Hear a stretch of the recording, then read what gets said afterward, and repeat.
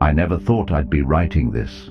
My name is David, and I served as a soldier for 8 years. War had taken its toll on me, but nothing could have prepared me for what happened on November 7th, 2024. That day changed my life forever. One moment I was patrolling a familiar road with my unit. The next, an explosion ripped through the air, and everything went black. What I saw after that, what Jesus revealed to me, was something I can't keep to myself. I died that day, and for a brief moment I crossed over into another world. The morning of November 7th, 2024, started like any other. My unit had been stationed in a conflict zone, tasked with routine patrols. The air was thick with tension, but we had done this 100 times before. I was used to the weight of my gear, the feel of my rifle, the constant awareness of danger lurking around every corner.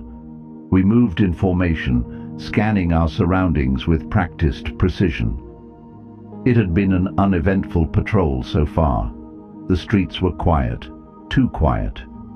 In war zones, silence is rarely a good thing. Something about that day felt different, but I pushed the thought aside. We had a job to do, and my focus needed to be on my team. I remember glancing at my watch. It was just past noon. The sun was high, beating down on us. Sweat dripped down my temple as I tightened my grip on my rifle. My buddy, Sergeant Miller, walked beside me, his eyes sharp and alert. "You feel that?" he muttered. I nodded. Something was off. Then it happened. A deafening explosion tore through the air. The ground beneath me shook violently, and for a split second, everything moved in slow motion. The blast came from our left, a roadside bomb buried beneath the dirt. The force of the explosion sent me flying backward. My ears rang, my vision blurred. I hit the ground hard, pain exploding through my body. My chest felt crushed, my limbs numb. I could hear distant shouts, the chaos of my team scrambling to respond. I tried to move, but my body wouldn't listen. A strange sense of detachment crept over me, as if I were slipping away. Then, just like that, everything faded to black. I wasn't in pain anymore. I wasn't afraid. It was like stepping out of one reality and into another. That was the moment my journey truly began. At first, there was nothing, just darkness, complete and absolute. I expected fear, panic, something, but instead there was only stillness. It wasn't like being unconscious. I was aware, fully aware, but in a place that shouldn't exist. Then, suddenly, a faint glow appeared in the distance. It wasn't light in the way we understand it. It was alive, pulsing, calling to me. I felt an unseen force pulling me toward it, gentle but unyielding. I wasn't walking, wasn't floating. I was simply moving, drawn towards something greater than myself. The darkness around me began to shift, as if peeling away. Shapes emerged, swirling in the distance, forming landscapes that didn't belong to Earth. A strange sense of knowing settled over me. This was not a dream. I wasn't imagining this. I had died, but my soul was very much alive. I looked down at my hands, but they weren't the same. My body was there, but it wasn't flesh and blood. It was lighter, radiant, almost transparent. The weight I had carried in life, my burdens, my pain, my fear, was gone. Then I heard it. A voice, strong, yet gentle, commanding, yet full of love. David. My entire being trembled at the sound. This wasn't just any voice. It carried power beyond anything I had ever known. It was the kind of voice that created worlds, that could speak existence into being. And then I saw him. Before I saw Jesus, I saw myself. My physical body, broken, bloodied, was lying on the ground. My teammates were around me, desperately trying to save me. I could see Sergeant Miller pressing his hands against my chest, shouting my name. The medic was working quickly, but I could hear the urgency in his voice. "We're losing him," someone yelled. I should have felt something: pain, panic, sadness. But all I felt was peace. It was surreal, watching myself from above, detached from everything I once knew. I wanted to tell them that I was okay, that they didn't need to fight so hard to bring me back. But of course they couldn't hear me. Then I noticed something else. A figure stood beside me watching. He wasn't one of my teammates. He wasn't even human in the way we understand it. He radiated light, warmth, something pure and indescribable. His presence filled the space, pushing out every shadow, every doubt. I knew who he was before he even spoke. Jesus. I wanted to fall to my knees, to worship, to cry, but I wasn't in control. He simply looked at me, and in that moment I felt everything: love, power, understanding. It was like being completely exposed, yet completely accepted. Every mistake I had ever made, every sin, every doubt, I knew he saw it all, but his love for me did not change. "David," he said again, and my soul trembled. The next moment the world around me changed. I was no longer watching my body. Instead, I was being pulled, not by force, but by a gentle calling. The light ahead grew brighter, deeper, alive. I moved toward it, drawn by something I couldn't explain. It wasn't just light, it was a presence. It filled every part of me, wrapping around me like an embrace. It knew me. Then I stepped into the tunnel. Immediately my senses exploded. I could feel music, but not in a way I had ever heard before. It wasn't just sound. It was woven into the very air. The tunnel was endless, stretching beyond sight, but it wasn't empty. I felt hands on my shoulders, guiding me forward. I turned, and there he was, my grandfather. He had passed away years ago, but here he was, more alive than I had ever seen him. His face glowed with joy, and his eyes sparkled with an understanding I couldn't grasp. "David," he said, smiling, "you're not done yet." Confusion filled me. Wasn't I supposed to stay? Wasn't this where I belonged now? Then I heard Jesus speak again. "I have something to show you." And the next vision changed everything. The tunnel of light seemed to stretch on forever, yet in an instant I was standing somewhere else entirely. The atmosphere around me was unlike anything on earth. It wasn't just beautiful, it was alive, humming with an energy beyond comprehension. Then I saw him. Jesus. There are no words to truly describe what it was like to stand in his presence. It was as if love itself had taken form. His eyes filled with both fire and gentleness, locked onto mine, and I knew he saw everything, every thought I had ever had, every regret, every weakness, and yet he did not look at me with judgment. He looked at me with love. His appearance was both familiar and beyond description.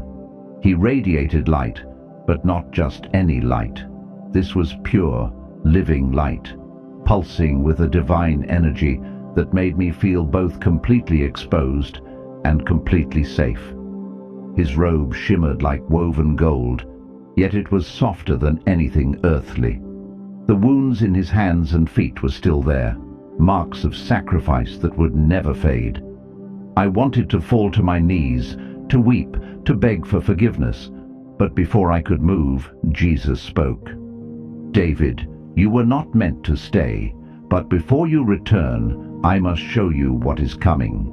His voice was unlike any I had ever heard, a voice that could shake mountains, yet soothe the deepest pain.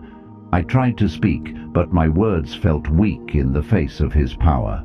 My mind raced with questions, but I knew that whatever he was about to show me would change everything. Then, with just a motion of his hand, the world around us shifted, and I was no longer in heaven. I was standing on earth, but it wasn't the earth I knew. Before showing me the vision of what was to come, Jesus simply looked at me. That gaze, it burned into my soul. It wasn't just love. It was truth itself. Every secret I had ever buried, every lie I had told myself, every moment of doubt, they were all laid bare in his eyes. Yet instead of shame, all I felt was a deep longing to be made whole. "David," he said again, and just the sound of my name from his lips filled me with more joy than I had ever known. Then he raised his hand and placed it over my heart. A surge of energy, warmth, and peace flooded through me, stronger than anything I had ever felt. It was as if light itself was pouring into my soul, cleansing me from the inside out. "You were chosen to see this," he said. "What is coming will deceive many, even those who follow me. But you must tell them, so that those with ears to hear will be ready." I wanted to ask, why me? I was just a soldier, not a preacher, not a prophet. But before I could voice my doubts, he turned slightly, and suddenly we were somewhere else. It was still Earth, but not the Earth I had left behind. It was 2025, and it was unlike anything I had ever seen before. The first thing I noticed was the silence. Not a peaceful silence, but a forced stillness, like the world had been stripped of its soul. The air itself felt different, almost artificial. I stood in what looked like a normal city, but there were subtle changes. Buildings were sleeker, colder, as if life had been drained from them. Massive digital billboards lit up the skyline, displaying faces of world leaders alongside messages of unity, security, and progress. At first, everything seemed normal. People walked the streets, smiling, laughing, going about their day. But then I noticed something. Their eyes. There was something missing in them, a dullness, an absence. I watched as a woman walked into a cafe. She didn't pull out her phone or wallet to pay. Instead, she waved her hand over a scanner, and a small blue light pulsed under her skin. I turned to Jesus, my heart pounding. "Lord, is this the mark?" Jesus shook his head. "No, my son. This is what comes before. The foundation is being laid. Many will take it without question, without thought. They will not see the chains until they are already bound." Then the world around us shifted again, and I saw images flashing before my eyes. A digital ID system, new laws mandating it, churches divided over its morality. People accepted it willingly, even those who once spoke against such things. The deception was so subtle, so carefully introduced, that even Christians didn't recognize the danger. Then I saw what happened next. The vision continued. The year was still 2025, but now the world had changed even more. Suddenly, the convenience of the technology was no longer optional. News reports flashed across screens, talking about economic collapse, security threats, and instability. Governments around the world were implementing a solution. The implant that had once been voluntary was now required, first for travel, then for banking, then for healthcare. I saw families arguing, splitting apart, as some refused to comply while others insisted it was just technology. Churches debated its use. Many pastors encouraged their members to take it, assuring them it was not the mark of the beast, but simply a tool for a new society. Jesus turned to me, and his face was filled with sorrow. "They do not see," he said. "They do not understand that this is only the beginning." I wanted to scream, to warn them, but I could do nothing but watch. Then I saw the ones who resisted, small groups, hidden away, living simply but filled with light. They had nothing, yet they had everything. They were cut off from society, but they were not afraid. Jesus pointed to them. These are my faithful ones. They will be persecuted, but I will provide for them. I will strengthen them, and in the end, they will see my glory." Tears filled my eyes. "Lord, what do I do?" "You tell them, David. You tell them before it is too late." And then, just as suddenly as it had begun, I was back. I found myself standing in the same city, but now the deception had taken hold. The people walked the streets, smiling, laughing, going about their daily routines, but there was something unnatural about it. Their movements were too synchronized, their emotions too controlled. It was as if they were all following a script, unaware that their free will had been stolen.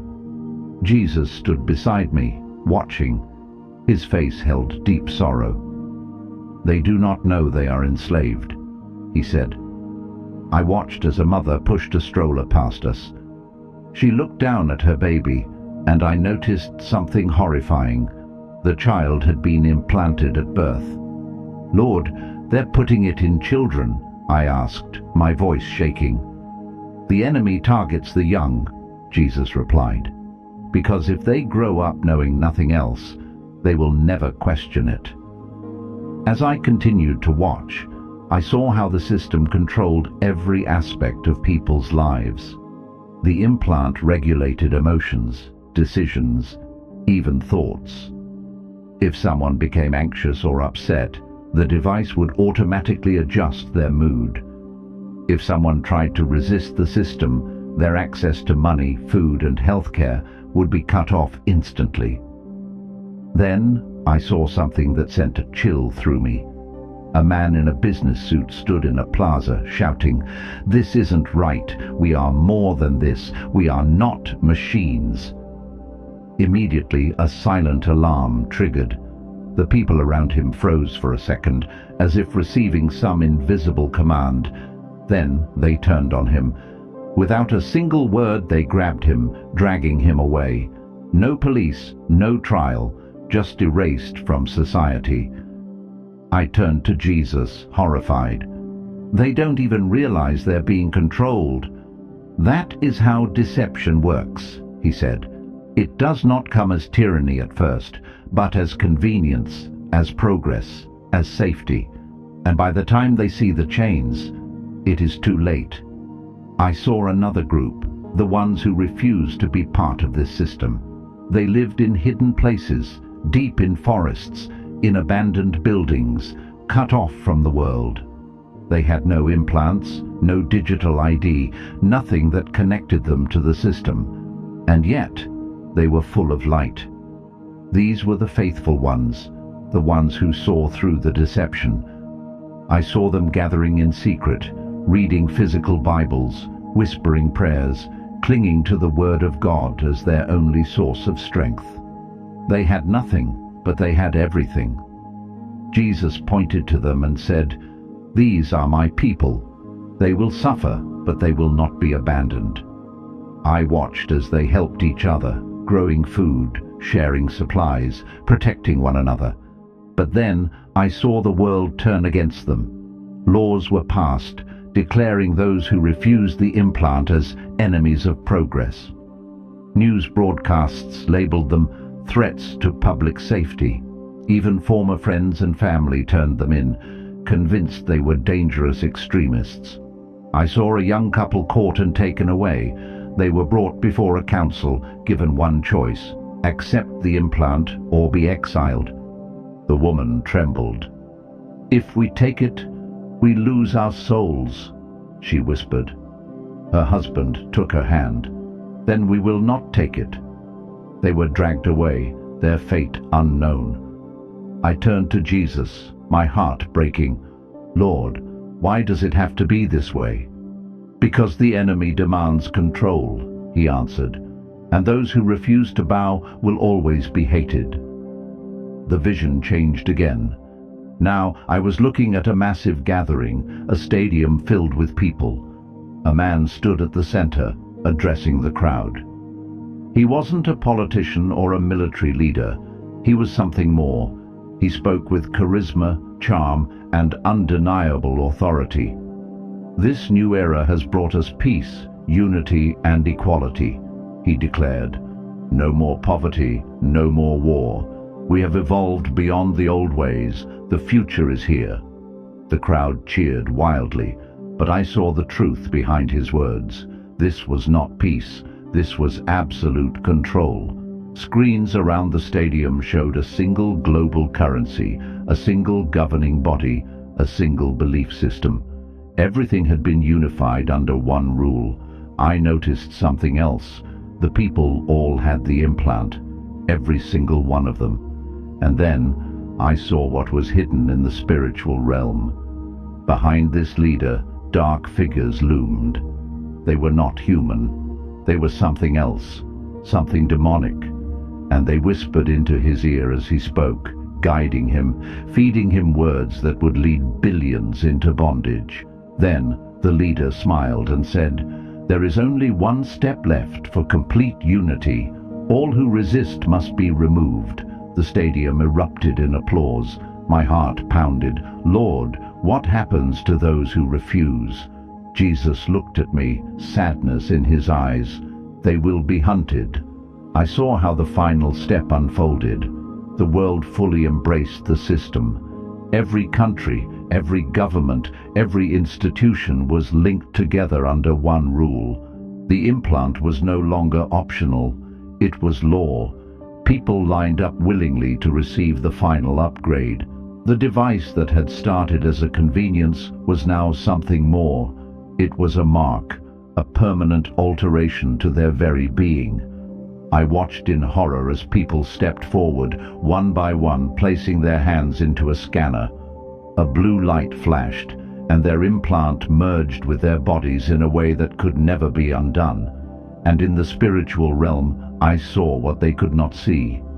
As the implant activated, a dark force entered them. It was subtle at first, a slight shift in their demeanor. But soon, I saw their eyes change. Their expressions became vacant, hollow, lifeless. They could still speak, still move, still pray, but their connection to God was gone. Jesus turned to me and said, "This is the true danger.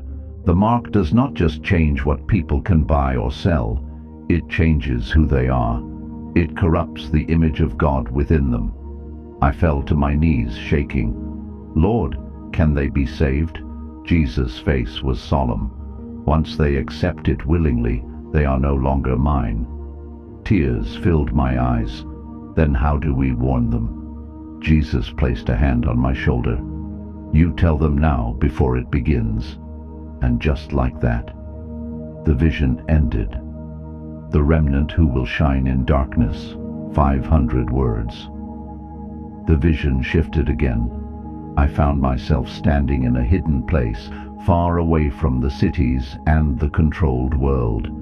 It was a small community, deep in the wilderness, where the last of the faithful had gathered. These were the ones who had refused the implant, who had chosen to trust in Jesus alone. They had no government ID, no access to banks, no connection to the world system. But what they did have was faith, unity, and supernatural protection. I watched as they prayed together, their voices rising in unshaken trust. They had nothing, yet they radiated peace and joy, unlike anything I had seen in the controlled cities. Jesus stood beside me, watching them with love. "These are my faithful ones," he said. "They have given up the world, but they have gained eternity." I saw how they survived. Food appeared where there should have been none. Water flowed from dry ground.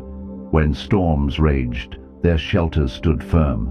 When sickness came, they were healed. It was as if the miracles of the Bible had come alive again. But then I saw something even more incredible. A woman held out a loaf of bread to a stranger, a man who had once mocked her for her faith. He had taken the implant, but now something in him was fighting back against its control. "I don't understand," he said, his voice shaking. "I feel like I've lost something, but I don't know what." The woman smiled. "You still have a choice." She placed a Bible in his hands, and I saw something astonishing. The darkness in his spirit wavered. Jesus turned to me. "Some who receive the mark will still seek me. Some will fight to break free. My mercy will not be denied to those who truly repent." Hope filled my heart. Not all were lost. The vision began to fade. The light of heaven dimmed, and I felt a force pulling me backward, back toward the world I had left behind. "No, Lord," I cried. "I don't want to leave." Jesus smiled, but his expression was firm. "You must go back, David. They need to hear this." Before I could protest again, everything changed. Suddenly I was back in my broken body. Pain slammed into me like a tidal wave. My chest ached, my lungs burned, and distant voices shouted my name. "He's back!" someone cried. I gasped, my body jerking on the hospital bed. A doctor stood over me, eyes wide in shock. "He was dead for 7 minutes," he whispered. "This is impossible." But I knew the truth. I had died, and Jesus had sent me back with a message. It has been months since that day. Since my return, I've seen the world changing exactly as Jesus showed me. I have watched governments roll out digital identification systems. I have seen churches begin to embrace new technologies. I have seen people push toward a global system of control, thinking it's for their safety. The deception has already begun. That is why I am sharing this now. Jesus didn't send me back to be silent. He sent me back to warn you. I know that many won't believe me. I don't care. My job isn't to convince everyone. It's to tell the truth. If you are reading this, please listen. Do not be deceived by false promises of safety and convenience. Do not put your trust in governments, technology, or leaders who claim to bring peace at the cost of freedom. Strengthen your faith now. The time is coming when standing firm will cost you everything, but Jesus has promised he will not abandon us. Above all, do not be afraid. Jesus showed me that the faithful will be protected. Even as the world falls deeper into deception, those who trust in him will shine like lights in the darkness.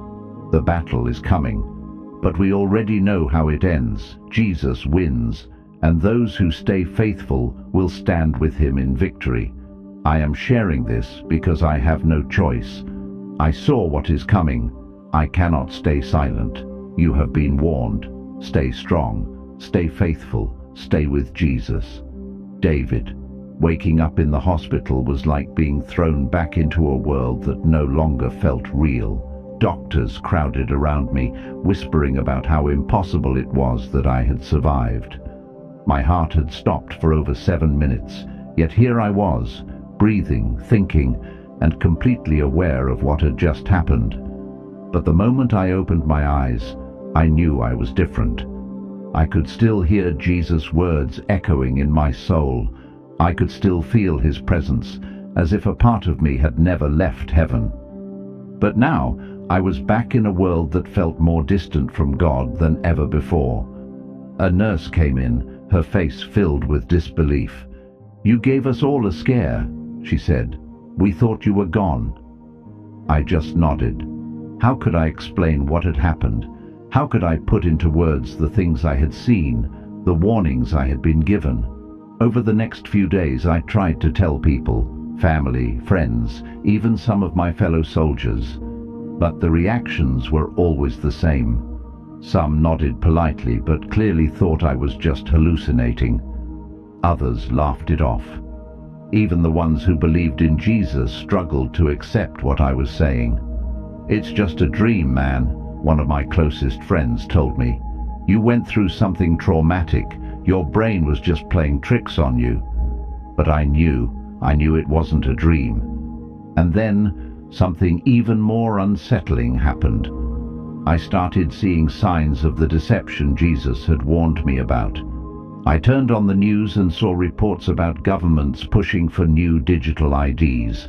I heard about medical implants being developed to improve human efficiency. I watched churches beginning to embrace technology that blurred the line between faith and control. The world was already heading in the direction Jesus showed me, and I had to do something about it. I realized something terrifying after my return. Most people don't want to hear the truth. I wanted to shout from the rooftops, to warn everyone I could about what was coming. But the more I spoke, the more I saw the resistance. People don't want to believe that the world they trust is leading them into a trap. They want to believe in progress, security, technology, not in an enemy who is slowly, silently tightening his grip on their souls. But I can't stay silent. That's why I'm writing this message now, because Jesus told me to tell you. The deception is already here. The system of control is already being built. The world is being conditioned to accept something that will change who we are. And the scariest part? Most won't see it until it's too late. I don't care if people think I'm crazy. I don't care if they call me a conspiracy theorist. I stood before Jesus Christ. I saw what is coming, and I know what he told me.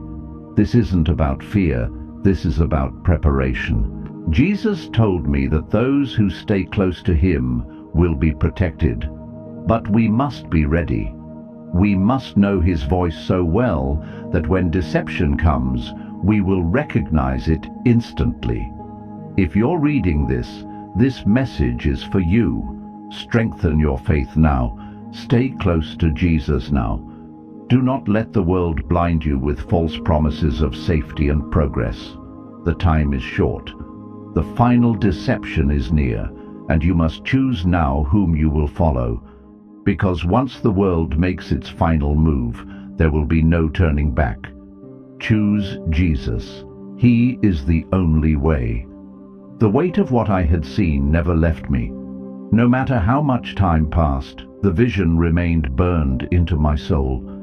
Every night I closed my eyes and I was back there, standing beside Jesus, watching the world change.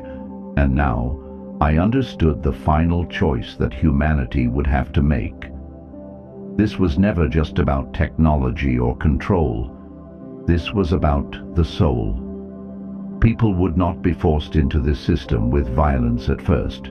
No, it would come slowly, subtly, wrapped in convenience. One by one, the world would accept it, not because they were evil, but because they didn't recognize what was happening. Jesus had shown me that there would be a moment, a single, defining moment, where every person would have to choose. Would they cling to the comforts of this world, even at the cost of their spirit? Or would they stand firm in their faith, no matter what it cost them? For many, it would not seem like a hard decision. They would say, it's just a system, it's just an upgrade, it's just a way to make life easier. But Jesus' words still echoed in my heart. What they do not see is that it will change them. It will alter who they are, separating them from me. The deception was not just about tracking, control, or loss of freedom. It was about transformation. The final system would not just mark people physically, it would reshape their very souls, cutting them off from the presence of God.